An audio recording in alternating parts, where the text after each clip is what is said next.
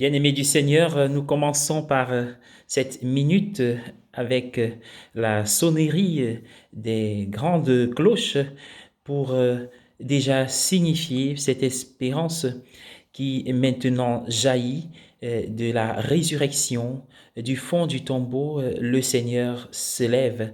Nous sommes aujourd'hui le samedi saint, nous sommes le 3 mars 2021 et au cœur de cette nuit, il y a la lumière, la flamme de la résurrection qui arrive jusqu'à nous. Lors de la vigile pascale, nous pouvons vivre toute cette symbolique, la liturgie du feu, la liturgie, c'est-à-dire de la lumière, la liturgie baptismale, la liturgie de la parole et la liturgie de l'Eucharistie pour célébrer le mystère des mystères, la mort, la passion, la mort, la résurrection de notre Seigneur qui arrive jusqu'à nous. Et pour notre halte spirituelle, pour ce jour où l'Église est unie dans la prière, dans l'attente du jour nouveau, de la bonne nouvelle de la résurrection. L'extrait que nous avons est proposé par Marc, l'évangéliste Marc, qui nous parle de la figure des femmes, mais aussi des disciples.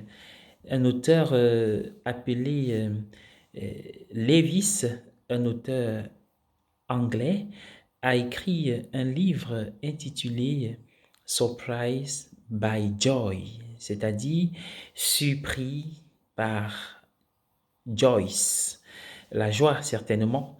Mais en effet, l'auteur de cet opuscule, un auteur plutôt spirituel, raconte comment il a été surpris par Joy. Joy, c'est la femme qui deviendra finalement son épouse et qu'il aura rencontrée très tard, alors qu'il était loin, n'est-ce pas, de s'imaginer qu'il vivrait une vie dans le mariage. Il était parti pour un célibat, mais il est surpris par Joy qui finalement va tout bouleverser dans sa vie et qui lui apportera beaucoup de bonheur.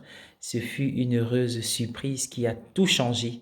Ce qui est raconté dans les histoires, dans les textes qui parlent de la résurrection, a quelque chose de commun avec l'histoire de Lévis et Joy, car justement, la résurrection nous a pris par surprise. C'est d'abord le cas des femmes qui, dans l'évangile de Marc, allaient au tombeau. Marie-Madeleine, Marie mère de Jacques et Salomé allaient au tombeau ce matin-là, sachant que Jésus avait été précipitamment enterré par Joseph d'Arimathie dans ce tombeau neuf. Elles s'attendaient à trouver un cadavre et elles étaient même préoccupées par qui leur roulerait la pierre qui fermait le tombeau. Et voilà qu'elles débouchent sur un jeune homme qui leur annonce quoi? La bonne nouvelle, il est ressuscité.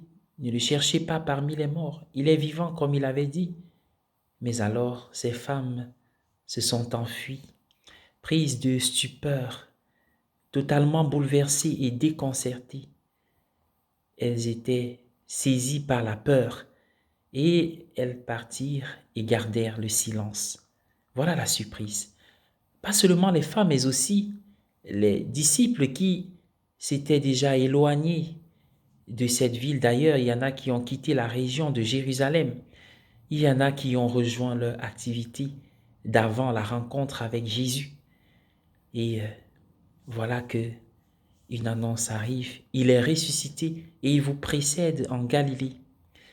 Bien-aimés dans le Seigneur, si l'annonce de la résurrection était une surprise pour les apôtres et ces femmes, c'était une surprise joyeuse. Ils ont été surpris par la joie. Espérons que cette nuit de la vigile, ce soir où nous veillons, nos vies seront toutes saisies par la joie de Pâques.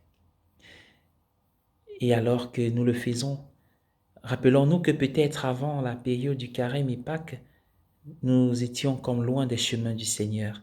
Il y en a aussi qui s'étaient éloignés de Dieu et qui, avec cette Pâques, vont renaître, vont revivre de nouveau.